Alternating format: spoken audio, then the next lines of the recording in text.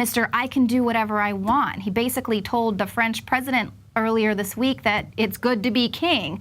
Well, you know, that's a complete 180 from the 2008 Obama that was running the election circuit. He said that he would reverse the biggest problem of executive abuse of power, promising to avoid Bush's mistake of not going through Congress at all.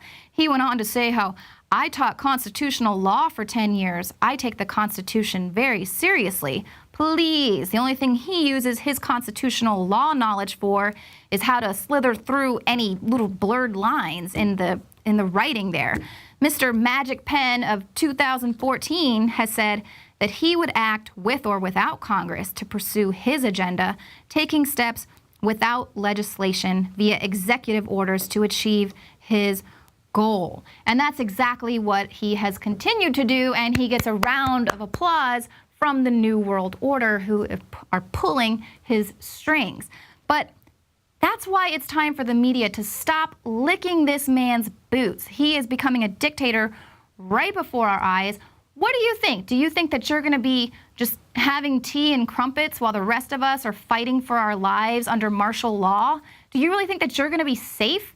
No. It's time for you to make a choice, to take a stand, much like Fox News is apparently doing now, publishing our articles and attributing it to us, so we'll get hits back to Infowars.com so people can go and get some truth news. But it's time to take a stand. Things are getting out of control. But, oh, you know, maybe the mainstream media is just going to say that I'm racist because I'm criticizing Obama. But ironically, they're criticizing the only black U.S. Supreme Court Justice, Clarence Thomas, because he doesn't think that people need to be bringing race into everything. He said that he's faced more racism from liberal elites because of his conservative outlook than he did growing up in the 60s in Savannah, Georgia. He said, my sadness is that we are probably today more race and difference conscious than I was in the 60s when I went to school. Thomas said that he was probably the first black kid in Savannah, Georgia to go to a white school, and rarely did the race issue come up. But today, name a day it doesn't come up. Differences in race, differences in sex, somebody doesn't look at you right, somebody says something, everybody is sensitive. Clarence Thomas said, if I had been as sensitive as that in the 1960s, I'd still be in Savannah. Now, following this, Democrat Alvin Holmes responded by insulting Thomas's interracial marriage and then calling him an Uncle Tom.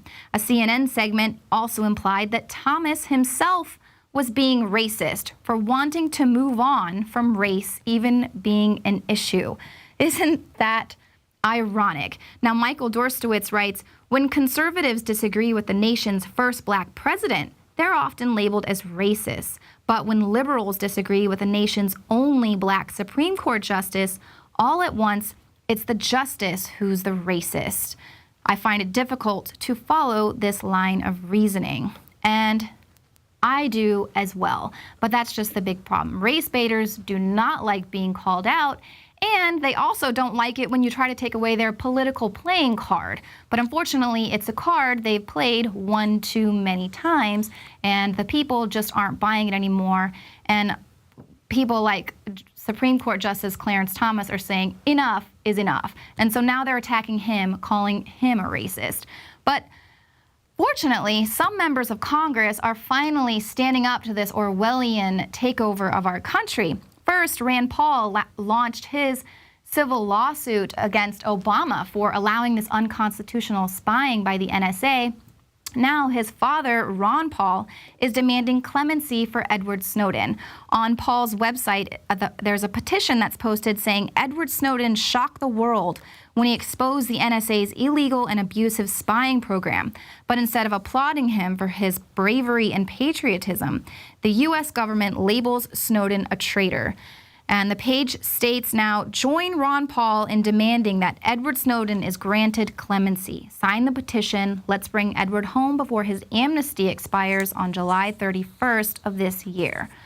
So here, this is where we just have to hope that these small deeds, even the small deed of signing on to this petition, signing up to join Rand Paul's lawsuit against Obama for the unconstitutional NSA spying, even just these small deeds, we have to just hope that they can be the big move that helps us turn the tide of tyranny into our favor, because it's definitely getting out of hand. As you can see, they are now building fake cities to train for martial law. It's time to wake up. It is time to get real. The globalist social engineers are not just targeting us with propaganda. They are manipulating our genetics. We are being targeted at every level by estrogen mimickers that lower our testosterone and other hormones and natural compounds that the body needs. After consulting top doctors, nutritionists, pharmacists, and others, we have developed what I believe is the ultimate non-GMO organic super male vitality formula, sourced from powerful organic herbs and then concentrated for maximum potency. Super Male Vitality was developed to activate your body's own natural processes instead of using synthetic chemicals. Super Male Vitality by InfoWars Life is so powerful that I only take half the recommended dose. For a limited time, we are offering 15% off Super Male Vitality at InfoWarsLife.com to introduce you to this powerful supplement. Visit InfoWarsLife.com today to secure your Super Male Vitality. InfoWarsLife.com.